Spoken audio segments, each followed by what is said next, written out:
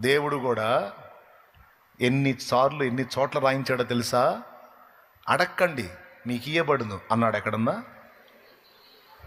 ఎక్కడన్నా రాసి ఉంటే చెప్పండి, నేను కూడా చూసుకొని నేర్చుకుంటా. అడక్కండి మీకు ఇయ్యబడును అని రాశాడు ఎక్కడన్నా? ఏం రాశాడు? పెద్దగా వెదకుడి, తట్టుడి, అడుగుడి. అడుగు ప్రతివాడు పొందునా, కొంతమందే పొందునా?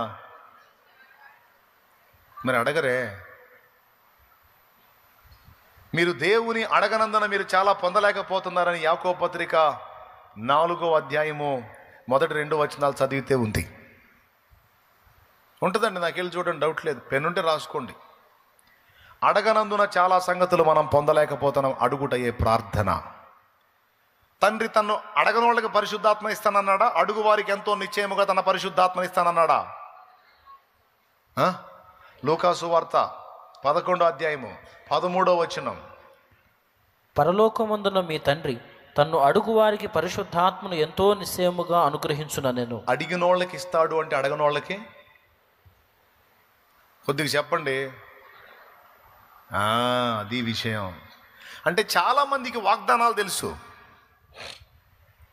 కానీ ఆ వాగ్దానాలు మన జీవితంలో నెరవేరినట్లు ప్రార్థన చేయటం తెలియదు. దేవుణ్ణి వేడుకోవటం తెలియదు.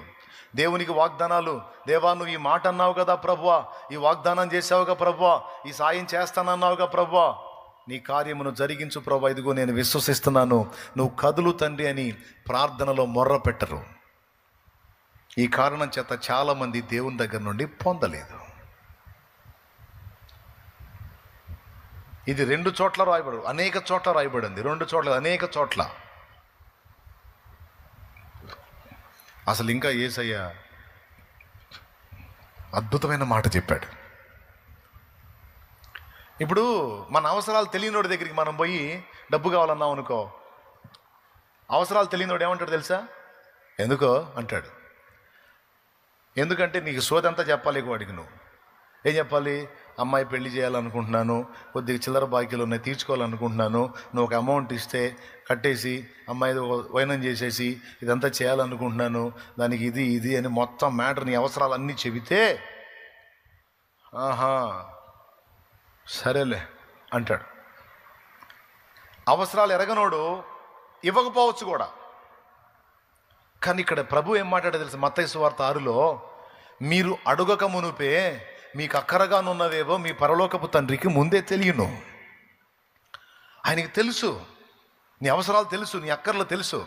ఏమండి, నిద్రపోయే వాళ్ళని